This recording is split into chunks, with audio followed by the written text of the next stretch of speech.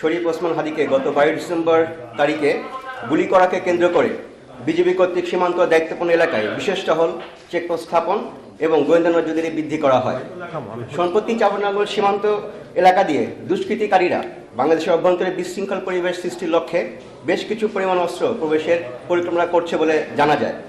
এরই ধারাবাহিকতায় ঊর্ধ্বতন কর্তৃপক্ষের নির্দেশ মোতাবেক চাঁপাইনবাবগঞ্জ ব্যাটালিয়ন 53 বিজিবি এর মনোহরপুর দায়িত্বপূর্ণ এলাকায় সীমান্ত হতে আনুমানিক 1 কিলোমিটার বাংলাদেশের অভ্যন্তরে গোপালপুর নামক স্থানে একটি বিশেষ অভিযান পরিচালনা করা হয় আজ সকাল 9টার দিকে। অভিযান পরিচালনাকালীন সময়ে দুজন মোটরসাইকেল আরোহীকে দূর থেকে থামতে সংকেত দেওয়া হলেও মোটরসাইকেল আরোহীরা দ্রুততার সাথে বাঁক পরিবর্তন করে স্থান ত্যাগ করে এবং এই সময় তাদের মোটরসাইকেল থেকে একটি ব্যাগ পড়ে যায়। আমাদের টহলদার পরবর্তীতে ঘটনাস্থল থেকে ব্যাগটি উদ্ধার করে এবং সেখানে পলিথিনে মোড়ানো অবস্থায় 4টি ইউএসএ প্রস্তুতকৃত বিদেশি পিস্তল, 9টি ম্যাগাজিন এবং 24 রাউন্ড গুলি উদ্ধার করা হয়।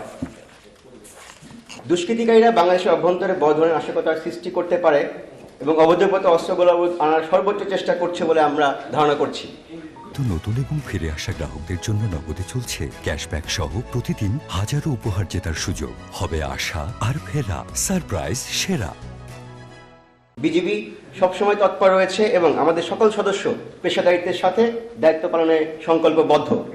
অস্ত্র গোলাবর চলাচলের প্রতিরোধ ও দুষ্কৃতিকারীদের অনুপ্রবেশ ঠেকাতে বিজিবি সীমান্ত এলাকায় সার্বক্ষণিক নজরদারি এবং টহল কার্যক্রম জোরদার করেছে এবং জোরদার চলমান রয়েছে। এই অস্ত্র এখনই কোথা থেকে যেতে পারতো সেটা এখন যেহেতু আমরা কোনো আসামি ধরতে পারি নাই এবং এইটার সম্ভাব্য গন্তব্যস্থলে আমরা যেটুকু প্রাথমিকভাবে বুঝতে পেরেছি যে এটা শিবগঞ্জের দিকে যেত সীমান্ত থেকে এবং পরবর্তীতে এটা নিশ্চয়ই কোনো না কোনো মারণাস্ত্র হিসেবে কারোর উপরে ব্যবহৃত হতো।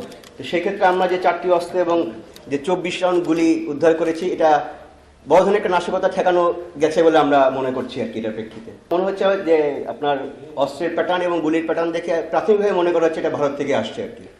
যেহেতু এখনো নির্বাচনের জন্য টহল এবং বাকি এই পর্যাপ্ত ইনস্ট্রাকশন এখন আমাদের কাছে আসে নাই, বাট গত 12 ডিসেম্বর যে ঘটনাটি ঘটলো সেটার প্রেক্ষিতে আমাদের সারা বাংলাদেশে রুটিন টহলের বাইরে অতিরিক্ত আরও একটি করে টহল প্রত্যেকটা বিএপি থেকে বেরিয়ে হয়েছে। যদি আমি 53 বিজিবির কথা বলি, আমাদের প্রতিনিয়ত 17টা পেট্রোল 24 ঘন্টায় চলমান আছে এবং এর প্রেক্ষিতে গত 12 তারিখ থেকে আমাদের অতিরিক্ত আরও 17টা পেট্রোল, একই সাথে এই হেডকোয়ার্টার থেকে 2টা, মোট 19টা পেট্রোল, একই সাথে 2টা চেকপোস্ট আমরা গত 3 দিন ধরে চলমান আছে এবং আমি মনে করছি যে আজকের যে সফলতা বা আজকের যে অভিযান সেটারই ধারাবাহিকতার একটা অংশ হিসেবে আমরা এটা আজকে উদ্ধার করতে পেরেছি।